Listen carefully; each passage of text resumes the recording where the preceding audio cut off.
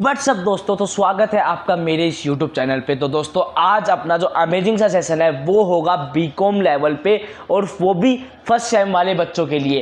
तो दोस्तों आज अपन सब्जेक्ट टैकल करेंगे मैनेजमेंट के बारे में। तो उसमें कौन कौन से सब्जेक्ट है वो आपको बता दिया जाएगा। फर्स्ट ऑफ ऑल आज अपन बात करेंगे चैप्टर फर्स्ट के बारे में, उसकी यूनिट फर्स्ट के बारे में, जिसका नाम है बिजनेस एज इंट्रोडक्शन। इस चैप्टर में अपन समझेंगे कि बिजनेस होता क्या है, क्या क्या चीज़ बिजनेस में इंक्लूडेड है, क्या क्या चीज़ बिजनेस के अंदर इंक्लूड नहीं है। इस चैप्टर में अपन पूरा डिटेल रिवाइज करेंगे। तो दोस्तों are you ready for this session? हाँ, I know you are ready for this session. तो दोस्तों please maintain your own notes. मैं बोल रहा हूँ जो नोट्स मैं बना रहा हूँ वो भी आप प्लीज़ मेरे साथ साथ बनाते रहें, जिससे कि आपको जब आपके कॉलेज के एग्जाम हो उसमें आपको कोई भी डिफ़िकल्टी फेस नहीं करने पड़े और कोई भी इशू क्रिएट ना हो। तो दोस्तों फर्स्ट ऑफ ऑल मैं मेरे बारे में बता देता हूँ। तो मैं Saurabh Gupta, here I am teaching you business economics plus management. In BCom level, I am teaching you business economics plus management, and 11th 12th also I will teaching on my YouTube channel. तो दोस्तों please मैं उम्मीद करता हूँ कि आप ये वाली जो वीडियो है उसको अच्छी तरह सुनोगे, और हाँ जितना मैंने पढ़ाया है आप उसको प्लीज़ अपने दोबारा से रिवाइज करोगे। तो दोस्तों चलो स्टार्ट करते हैं अपना फर्स्ट चैप्टर, जिसका नाम है बिजनेस एज अ इंट्रोडक्शन, उसकी फर्स्ट यूनिट का। ठीक है, तो इसमें क्या बोलता है? इसमें बोलता है कि इकोनॉमिक मतलब एक्टिविटीज़ वो किसके बराबर होती है? बिजनेस, प्रोफेशन एंड एम्प्लॉयमेंट के बराबर होती है। बिजनेस की जैसे कि कोई बिजनेसमैन है, टाटा अंबानी। प्रोफेशन सीए कर रहा है, कोई सीएस कर रहा है, कोई डॉक्टर की लाइन में है, कोई लॉयर है, ये क्या है? प्रोफेशन। एम्प्लॉयमेंट जैसे कि कोई काम धंधे पे जा रहा है, वेजिस ले रहा है, जिस मतलब जो काम करके अपना गुजारा चला रहा है, उसको क्या बोलते हैं अपन? Economic activities. तो इकोनॉमिक एक्टिविटी में तीन चीज इंक्लूड होती है, क्या? Business, profession and employment. MCQ gold है दोस्तों, क्वेश्चन भी पुटअप करा जा सकता है कि इकोनॉमिक एक्टिविटी के अंदर कौन कौन सी चीजें इंक्लूड होती है। तो बिजनेस इंक्लूड होता है, प्रोफेशन इंक्लूड होता है और अपना एम्प्लॉयमेंट इंक्लूड होता है। तो दोस्तों आप अपन नेक्स्ट पार्ट में बढ़ते हैं और समझते हैं कि ये बिजनेस के बारे में अपन क्या क्या चीजें और नॉलेज गेन कर सकते हैं। तो लेट्स कर क्या बोलता है इकोनॉमिक, भाई ह्यूमन एक्टिविटीज को अपन बात करेंगे। What do you mean by human activities? तो an activities that a human being perform to meet its requirement is called the human activities. मतलब वो एक्टिविटी जो कि ह्यूमन एक्टिविटी परफॉर्म, जो कोई ह्यूमन बींग्स परफॉर्म करते हैं उसकी रिक्वायरमेंट को कंप्लीट करने के लिए, टू मीट इट्स रिक्वायरमेंट, उसको अपन क्या बोलते हैं? Human activities. On the basis they can be divided into two categories. वो कौन सी दो कैटेगरी में डिवाइड हुए हैं? तो फर्स्ट कैटेगरी है इकोनॉमिक एक्टिविटीज, दूसरी कैटेगरी है नॉन इकोनॉमिक एक्टिविटीज। ठीक है दोस्तों, तो अब बात करते हैं अपन इकोनॉमिक एक्टिविटीज के बारे में। तो ये इकोनॉमिक एक्टिविटीज क्या होती है? देखो, it refer to the that activity which is undertaken with the objective of earning money. मतलब वो एक्टिविटी जिससे कि अपन कुछ ना कुछ कमाए, मतलब वो काम करके जिससे कुछ ना कुछ अपन कमाए। लाइक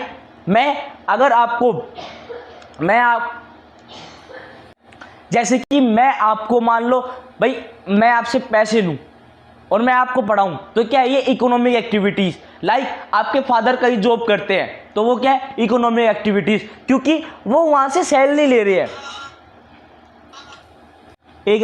एक और एग्जांपल देखते हैं कि अगर मान लो देखो आप ट्रीटमेंट करवाने जाते हो डॉक्टर से, ठीक है, डॉक्टर आपको चार्ज करता है, तो वो क्या है? इकोनॉमिक एक्टिविटीज है।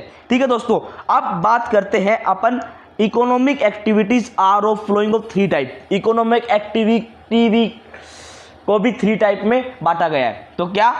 First business. अपन फर्स्ट की बात करते हैं कि business, it refer to that economic activity which is conducted on the regular basis to earn profit through the production and sales of goods and services। तो business में क्या बताया गया कि वो एक्टिविटीज जो कि अपन रेगुलर बेसिस पे कंडक्ट करते हैं, किसके बेसिस पे? रेगुलर बेसिस पे। और किसके लिए? प्रॉफिट अर्न करने के लिए। किसकी वजह से प्रॉफिट अर्न होगा? प्रोडक्शन, अपन जो भाई ऑब्जेक्ट है या फिर कोई भी मटेरियल अपन प्रोड्यूस कर रहे हैं उसको सेल करने के लिए। भाई अगर मान लो देखो, जैसे कि एक एग्जांपल लेके बात करते हैं अपन, मान लो मैं कोई प्रोडक्शन कर रहा हूँ, जैसे कि मान लो मैं बना रहा हूँ आपका एक मैगी का पाउच बना रहा हूँ, ठीक है, ये प्रोडक्शन कर रहा हूँ भाई। वो मैगी मेरी पड़ रही है 8 रुपये की, वो मैं सेल कर रहा हूँ किसको, होलसेलर को, मान लो आप 10 रुपये में। तो बीच में जो 2 रुपये बची वो क्या है, मेरे प्रॉफिट है।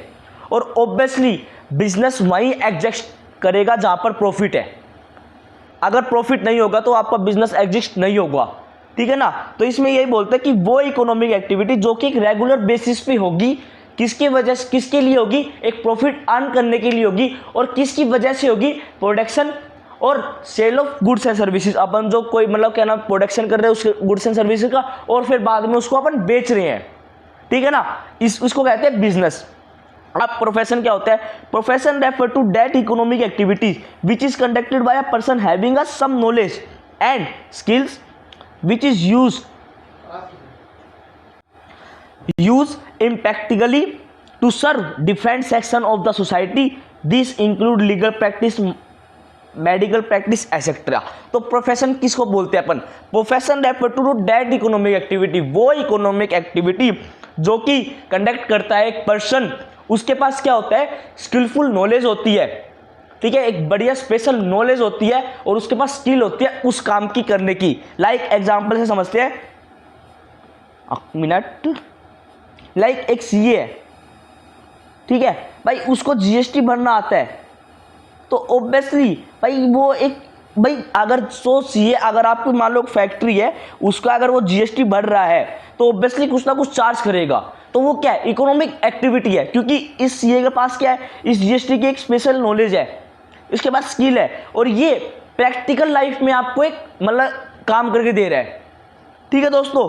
जिसके अंदर भाई वो जो क्या नाम है स्टडी करेगा ना, उसके अंदर क्या क्या होता है, एक तो लीगल प्रैक्टिस, ऑब्वियसली सीए एक लीगल प्रैक्टिस कर रहा है आपके लिए, ठीक है, और एक मेडिकल प्रैक्टिस। भाई अगर जो मतलब बंदा अगर अपन हायर करते प्रोफेशन, अगर अपनी इंडस्ट्री में अपन अगर अपने फर्म में अगर कोई बंदा हायर करते तो ऑब्वियसली अपन उसके मेडिकल चेकअप भी देखते हैं क्या कि ये बंदा ठीक है या नहीं है, ओके, मतलब शारीरिक रूप से सही है, मेंटली भी सही है, और इमोशनली भी सही है, ये सब अपन ये सब चीज़ उसकी स्टडी करते हैं, ठीक है दोस्तों। तो मैं उम्मीद करता हूँ कि आपको जितना मैंने अभी तक पढ़ाया है वो समझ में आ गया होगा।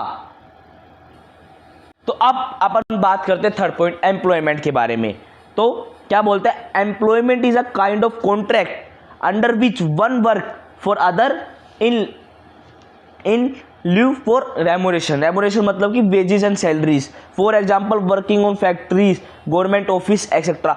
मतलब एम्प्लॉयमेंट का मतलब वो इकोनॉमिक एक्टिविटी है जिसके अंदर कॉन्ट्रैक्ट होता है, प्लस क्या नाम है, एक बंदा दूसरे बंदे के लिए काम करता है, और उसको क्या मिलता है, रेमोरेशन एंड मतलब रेमोरेशन मिलता है। रेमोरेशन मतलब वेजेस एंड सैलरी। जैसे कि कोई मान लो आपकी एक फैक्ट्री है, ठीक है, आपने वर्कर लगा रखे हैं, आपने उसके अंदर मान लो एक फैक्ट्री, ये वाली फैक्ट्री है, आपने इसके अंदर वर्कर लगा रखी है, तो ये क्या है, ये आपकी एम्प्लॉयमेंट है, ठीक है दोस्तों, ये क्या है, एम्प्लॉयमेंट है, ठीक है, आया समझ में। अब बात करते हैं अपन सेकंड, नॉन इकोनॉमिक एक्टिविटीज को क्या कहते हैं। तो क्या बोलते हैं, it refer to that activities which is undertaken by the objective of getting psychological satisfaction. तो मतलब कि वो एक्टिविटी जो क्या, जिसका ऑब्जेक्टिव है क्या, साइकोलॉजिकल अपनी सेटिस्फैक्शन को कंप्लीट करना, ठीक है दोस्तों। इसमें इसका एक मोटिव, इसका मोटिव ये नहीं है कि पैसे कमाना। लाइक मान लो आपकी मदर आपको पढ़ा रही है, तो ऑब्वियसली वो आपसे कुछ ना कुछ, वो आपसे चार्ज थोड़ा ना कर रही है, नहीं कर रही ना, तो ये क्या है, नॉन इकोनॉमिक एक्टिविटी है। आपकी मदर आपके लिए खाना बना रही है, तो ये क्या है, नॉन इकोनॉमिक एक्टिविटीज है। आपके फादर आपको रोज कॉलेज में छोड़ने के लिए आ रहे हैं, ये क्या है, आपकी नॉन इकोनॉमिक एक्टिविटी है। वो आपसे कुछ ना कुछ भी चार्ज नहीं कर रहे, बल्कि अगर मान लो आपकी मदर किसी रेस्टोरेंट में जाके खाना बनाए, तो वो क्या इकोनॉमिक एक्टिविटी है, क्योंकि वो वहाँ पर काम करके कुछ ना कुछ कमाएगी। अगर आपकी मदर किसी स्कूल में पढ़ाने के लिए जाए, किसी कॉलेज में पढ़ाने के लिए जाए, तो ऑब्वियसली वो वहाँ से कुछ ना कुछ सैलरी लेगी, तो वो क्या है, इकोनॉमिक एक्टिविटी। होप करता हूँ आपको ये वाले डिफरेंसेस अच्छी तरह समझ में आ गए होंगे। तो दोस्तों अभी अपन ने इकोनॉमिक एक्टिविटीज़ के बारे में पढ़ा था, इसके 3 पॉइंट थे, बिजनेस, प्रोफेशन, एम्प्लॉयमेंट। अब अपन ने तो वहाँ पर डेफिनेशन पढ़ी थी, आप अपन उसको ब्रीफली पढ़ेंगे कि क्या क्या होता है। तो लेट्स स्टार्ट दोस्तों। अब बात करते हैं अपन बिजनेस के बारे में, ठीक है। बिजनेस के बारे में अपन अब बात करेंगे। तो क्या बोलता है कि it refer to that economic activity which is conducted on regular basis to earn profit through the production and sale of the goods and services. भाई ये ऑब्वियसली डिटो सेम ही है, अपन ने बात कर चुके हैं कि वो एक्टिविटी जो कि कंडक्ट होती है रेगुलर बेसिस पे। भाई अगर आप काम कर रहे हो, अगर कुछ आपका धंधा है तो ऑब्वियसली आप वो रेगुलर बेसिस पे काम करोगे।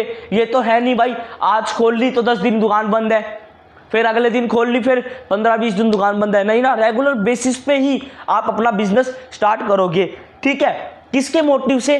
भाई कुछ ना कुछ प्रॉफिट कमाने से मोटिव से। और वो प्रॉफिट कैसा कमाया जाएगा? जो आप प्रोडक्शन कर रहे हो, किसका? गुड्स एंड सर्विसेज का। उसको सेल करके, भाई उसको सेल करके अपन क्या प्रॉफिट कमाएंगे, ठीक है दोस्तों। It include transport, communication, insurance, storage and banking etcetera. भाई ये क्या क्या इंक्लूड करता है? एमसीक्यू गोल्ड है, transport, communication, insurance, storage and banking, ठीक है। एमसीक्यू गोल्ड क्वेश्चन है, ठीक है दोस्तों। अब बात करते हैं अपन कैरेक्टरिस्टिक्स ऑफ द बिजनेस की। कैरेक्टरिस्टिक्स ऑफ बिजनेस की अपन बात करते हैं तो फर्स्ट क्या बोलता है? Economic activities. क्या जो बिजनेस है ना वो एक इकोनॉमिक एक्टिविटीज है। तो कैसे है? Business include only economic activity. Obviously की बात है भाई, अगर आप कोई ना कोई धंधा खोल के बैठे हो तो ऑब्वियसली कुछ ना कुछ कमाने के लिए ही बैठे हो। आपने कोई बंदे हायर भी कर रखे हैं तो आप ऑब्वियसली उनकी सैलरी भी देते हो। तो क्या है? ये इकोनॉमिक एक्टिविटी है। It mean the exchange of goods and services. ये इसका मतलब क्या है? Exchange of goods and services. Obviously आप कोई मान लो आज किराने की शॉप लेके बैठे हो, ठीक है। आप उसमें क्या, आपने उसमें सामान रख रखा है, मतलब चावल, चीनी, ये सब रख रखा है। तो ऑब्वियसली आपने पहले तो क्या करा? परचेज किया।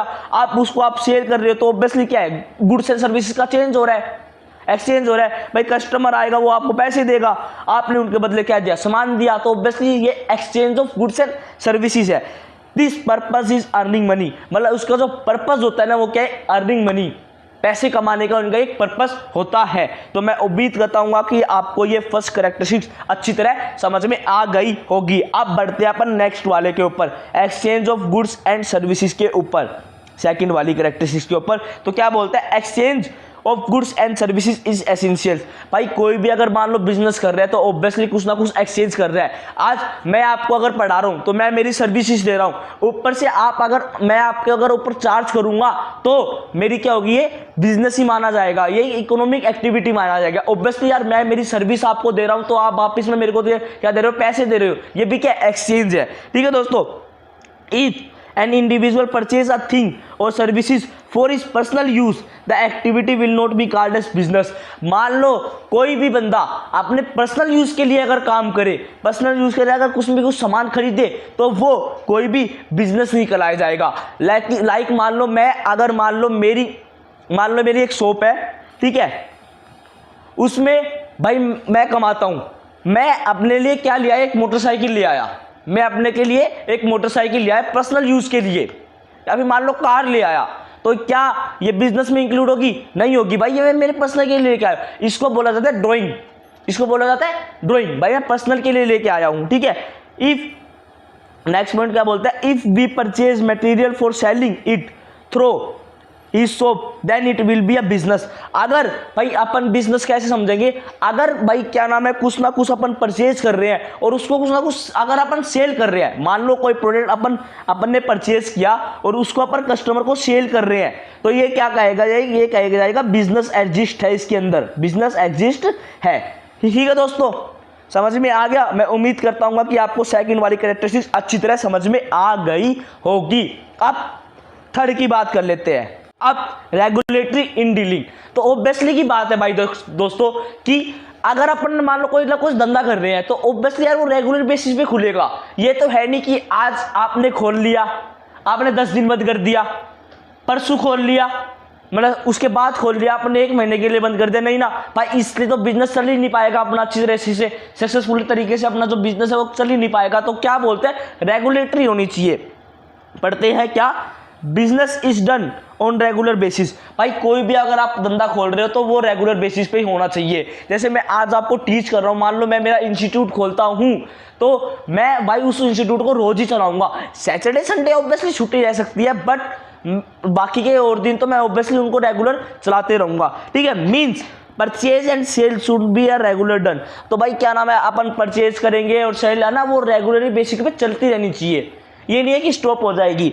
ठीक है, if activity is not regular but entertainment it does not game under business. अगर क्या नाम है जो अपनी एक्टिविटी है ना वो रेगुलर नहीं है, वो इंट्रीमेंट है, मतलब बीच बीच में कंडक्ट हो रही है, तो अपन उसको क्या बिजनेस नहीं कह सकते। उम्मीद है आपको ये नेक्स्ट पॉइंट, थर्ड वाला पॉइंट अच्छी तरह से समझ में आ गया होगा। और ये कैरेक्टरिस्टिक्स है ना ओनली डेफिनेशन में से उठाई गई है, अभी मैच करवा के बता दूंगा आपको, बट ये वाली क्या है ना जो कैरेक्टरिस्टिक्स है आपकी डेफिनेशन में से उठाई गई है। तो दोस्तों इंपॉर्टेंट क्वेश्चन भी है, बहुत बार पूछा भी गया है आपके बीकॉम के फर्स्ट सेम के पेपर के अंदर। तो अब बात करते हैं अपन फोर्थ पॉइंट पे। तो फोर्थ पॉइंट क्या बोलता है कि profit motive, the motive should be earn money. भाई बिजनेस का एक सबसे बड़ा मोटिव होता है कि पैसे अर्न करना। कोई भी भाई फ्री सेवा के लिए कोई बिजनेस ओपन नहीं करता। आज मान लो आपकी किराना की शॉप है, तो क्या आप फ्री में सामान बेच दोगे? भाई कोई भी नहीं बेचेगा। हाँ, प्रॉफिट कम कमाएगा, बट वो प्रॉफिट के लिए कुछ ना कुछ करेगा। मान लो जैसे 8 रुपए का सामान ले आए, आप 9 रुपए में बेच दोगे, बट बचा के 1 रुपये तो आप प्रॉफिट में कमाओगे। ऑब्वियसली आप कुछ ना कुछ प्रॉफिट कमाओगे। Something effort to earn profit can result some loss. अब क्या बोलते हैं, जो अगर अपन एफर्ट लगा रहे हैं कुछ प्रॉफिट कमाने के लिए, वो लॉस में भी बदल सकता है। ठीक है दोस्तों, अब in the case of loss we can not say that it will not be considered in business. मान लो भाई बिजनेस में, मान लो अगर आपको लॉस हो गया, मान लो आपकी बिजनेस थी मतलब आपका एक धंधा था, उस पर आग लग गई। क्या लग गई? आग लग गई। तो ऑब्वियसली यार ये लॉस है। तो ये भाई ये क्या नाम है, ये भी अब क्या अपन बिजनेस से कंसल्ट करेंगे, मतलब बिजनेस के अंदर कंसल्ट करेंगे भाई, कंसीडर होगा ये बिजनेस के अंदर। In case of loss we can not say that it will not be consider आप बिजनेस। मतलब अगर मान लो लॉस भी हो गया ना, तो भी अपन बिजनेस में कंसीडर करेंगे। अपन उसको ये नहीं बोलेंगे कि भाई ये बिजनेस के अंदर कंसर्न नहीं है। अगर मान लो कोई भी अगर बिजनेस के अंदर लॉस हुआ, चोरी हो गई है, मान लो अपनी जो बिजनेस है, मतलब जो अपना धंधो मतलब दुकान है, उसमें आग लग गई, तो ये भी कंसीडर किसके अंदर होगा? बिजनेस के अंदर होगा। ठीक है दोस्तों, मैं उम्मीद करता हूँ कि आपको ये फोर्थ वाला पॉइंट अच्छी तरह समझ में आ गया होगा। और हाँ, आप मेरे नोट्स भी बना रहे होंगे साथ साथ, तो दोस्तों प्लीज हाईलाइट कर लेना उन सबको जो पॉइंट मैं अभी बोल रहा हूँ आपको। अब फिफ्थ पॉइंट क्या बोलते हैं? Element of risk. देखो बिजनेस है तो ऑब्वियसली रिस्क है। अगर ज़्यादा रिस्क होगा तो बिजनेस में उतना ज़्यादा फायदा होगा। More risk more profit. अगर आपका बिजनेस में रिस्क नहीं है तो ऑब्वियसली आपको एक मतलब मज़े नहीं आएंगे। गारंटीड बात है, आप कोई भी अगर आज धंधा खोल के बैठे हो, ऑब्वियसली उसके अंदर कुछ ना कुछ रिस्क है। ठीक है दोस्तों, अगर मान लो आपने कुछ ना कुछ मान लो एक फैक्ट्री खोल ली, आपने उसके अंदर इन्वेस्टमेंट कर दिया 1 करोड़, भाई आपको रिस्क है कि फैक्ट्री में जो मैं प्रोडक्शन करूँगा वो चलेगा या नहीं चलेगा, जितने भी मेंबर मैं लगाऊंगा उसकी सैलरी कंप्लीट होगी या नहीं होगी, मेरा प्रॉफिट बचेगा या प्रॉफिट नहीं बचेगा। भाई ये सब ये रिस्क है। जितना ज़्यादा रिस्क बड़ा होगा उतना ज़्यादा ये आपका प्रॉफिट बड़ा होगा। तो ऑब्वियसली रिस्क है तो इश्क है। ठीक है दोस्तों, अब बात करते हैं अपन फिफ्थ पॉइंट के। भाई element of risk, business should not be considered a bed of रोज। भाई बिजनेस को अपन कह नहीं सकते कि फूल का गुलाब है, ये भाई ये फूल का गुलाब नहीं है। ठीक है दोस्तों, ये भी क्या है भाई, ये क्या नाम है, बिजनेस है, इसमें ऑब्वियसली रिस्क कंडक्ट होता ही है। It mean that there is are problem and this can be score to loss. भाई ऑब्वियसली भाई ये इसका मतलब है कि कुछ ना कुछ प्रॉब्लम बिजनेस में आती है, चाहे आपकी इन्वायरमेंट प्रॉब्लम मान लो, चाहे पॉलिटिकल मान लो, चाहे सोशल मान लो, चाहे आपका कुछ भी मान लो, भाई प्रॉब्लम तो आती रहती है। भाई वो क्या कर सकता है, वो लॉस के अंदर भी कर सकता है। भाई मान लो जैसे कि मान लो आपने पॉलीथीन की एक फैक्ट्री लगाई, गवर्नमेंट का ऑर्डर आ गया कि पॉलीथीन बैन कर दो, तो आपने जितना भी प्रोडक्शन कर रखा है भाई वो क्या हुआ, लॉस में गया, आपका लॉस हो गया आपको। तो यही बोलते हैं कि भाई हो सकता है ये रिस्क भी है, मतलब इट मीन भाई प्रॉब्लम तो आती रहती है बिजनेस के अंदर, वो आपको लॉस के लिए भी ले जा सकती है।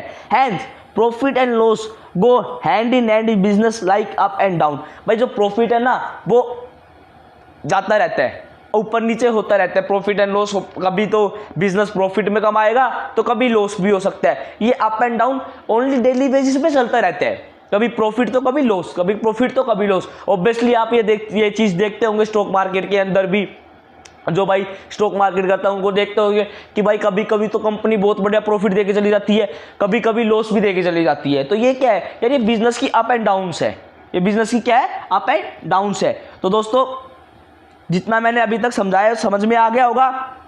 5th पॉइंट कंप्लीट हो चुका है। अब बात करते हैं 6 पॉइंट की बात करते हैं अपन, creation of utility in order to make thing more useful for society, their utility is enhanced by effort of businessman. भाई अगर अपन कोई भी प्रोडक्ट बनाएंगे जो कि यूज़फुल होगा सोसाइटी के लिए, तो उसकी जो यूटिलिटी है ना वो इक्वल टू देयर सोसाइटी, मतलब उस equal to their effect of the business. मान लो कि आज अपन एक स्कूल खोलते हैं सरकारी, मतलब गवर्नमेंट स्कूल खोलते हैं, ठीक है भाई। अब कोई मान लो उसका जो भाई चैरिटी देने वाला ना वो कोई बिजनेस, वो बड़ा बिजनेस में मान लो रतन टाटा है, तो क्या भाई उसने एक स्कूल खोला, टाटा स्कूल से उसने एक स्कूल खोला, ठीक है दोस्तों। तो भाई क्या बताते हैं कि भाई ये ऑब्वियसली ये यूजफुल है सोसाइटी के लिए। तो इसमें क्या है भाई, इसमें जो एफर्ट है ना भाई बिजनेसमैन का, वो इक्वल टू देयर यूटिलिटी होना चाहिए, इक्वल टू देयर यूटिलिटी होना चाहिए, ठीक है दोस्तों। अब personal utility involve making use of personal skill in term of services. अब इसमें बोलता है कि पर्सनल यूटिलिटी है ना वो इन्वॉल्व करती है पर्सनल स्किल्स को, ठीक है, और जो कि अपन किस में यूज़ करें, अपने सर्विसेज के अंदर यूज़ करें। जैसे कि मान लो आपने कोई ना कोई वर्कर हायर करा, ठीक है, अब भाई वो क्या करेगा, जो वर्कर आपने हायर करा तो वो आपकी फैक्ट्री में क्या करेगा, अपनी पर्सनल स्किल्स को लगाएगा। वो किसके अंदर होगी, वो जो वो सर्विस देगा, जो वो सर्विस दे रहा है उसके अंदर वो इंक्लूडेड होगी, ठीक है दोस्तों। अब बात करते हैं अपन नेक्स्ट और last point of the characteristics, that is consumer satisfaction. तो the aim of business should be earn profit but it is essential at the same time the consumer satisfaction is equal important. देखो अपन ने पहले बात करी थी, अपन ने भाई कैरेक्टरिस्टिक्स के अंदर ही कि जो बिजनेस है ना वो उसका मोटिव क्या होता है, प्रॉफिट अर्न करना। भाई इसके साथ साथ अगर अपन को बिजनेस को सक्सेसफुल रन करना है ना तो अपन को कंज्यूमर की सेटिस्फैक्शन भी देनी पड़ेगी। अपन वो प्रोडक्ट बनाएंगे जो कि कंज्यूमर डिमांड करता है, जो कि कंज्यूमर डिमांड करता है। ये नहीं है कि भाई अपन ने जो बना दिया कि वो ही खरीद लेंगे, नहीं, अपन को टेस्ट एंड प्रेफरेंस देखना पड़ेगा कंज्यूमर का कि वो कैसे की कैसे परचेज कर रहा है। अब business man should make goods and services available according to their taste to the consumer to get success. भाई ऑब्वियसली अगर कोई बिजनेसमैन है ना वो क्या देखेगा, वो देखेगा क्या नाम उसकी जो गुड्स एंड सर्विसेज है available according to their taste एंड जो भाई उसका जो टेस्ट है। भाई मान लो उसको भाई मैं एक कार मैन्युफैक्चरर बना रहा हूँ, भाई मैं एक कार बनाता हूँ, ठीक है, मान लो उसको एक बढ़िया लग्जरी कार चाहिए। मैं ऑडी का शोरूम है, ऑडी का शोरूम का एक मालिक हूँ, तो मैं क्या देखूंगा, जो कंज्यूमर एक मतलब बढ़िया, अगर भाई उसका टेस्ट देखूंगा भाई, मतलब जो टेस्ट मतलब इन द सेंस कि आप मान लो कि भाई उस कार को वो अच्छी तरह यूज़ कर रहे हैं भाई, उसके अगर मान लो वो रुपए खर्च रहे हैं तो उसको सेटिस्फेक्शन मिल रहा है या नहीं है, ठीक है। तो दोस्तों ये चीज़ मैं देखूंगा, ठीक है दोस्तों। तो मैं उम्मीद करता हूँ कि ये आपको कैरेक्टरिस्टिक्स अच्छी तरह से समझ में आ गई होगी। तो चलो बता देता हूँ भाई कैरेक्टरिस्टिक्स कहाँ से उठाई गई है। देखो एक मिनट, हाँ अब देखो, इकोनॉमिक एक्टिविटी फर्स्ट कैरेक्टरिस्टिक्स थी इसकी, रेगुलर बेसिस दूसरी, अनप्रॉफिट तीसरी, ठीक है, एक्सचेंज मतलब प्रोडक्शन एंड सेल वाला ये चौथी, आया फोर्थ तो आ गई भाई, और रुको और भी देखते हैं कौन कौन सी है। हाँ कंज्यूमर सेटिस्फैक्शन, अब तीन ही अलग है, कंज्यूमर सेटिस्फैक्शन है, यूटिलिटी और एक आपका एलिमेंट ऑफ फ्रिक्स। तो दोस्तों मैं उम्मीद करता हूँ कि आपको ये वाला सेशन बहुत ही अच्छा लगा होगा, और हाँ उम्मीद कर तो प्लीज़ लाइक करना, कमेंट करना एंड शेयर करना अपने सभी दोस्तों के लिए। और मिलते हैं दोस्तों नेक्स्ट बैच में एक बढ़िया ही नॉलेज के साथ और बढ़िया ही कॉन्सेप्ट क्लियरिटी के साथ। तो बाय, मिलते हैं नेक्स्ट वीडियो में। ठीक है दोस्तों, बाय।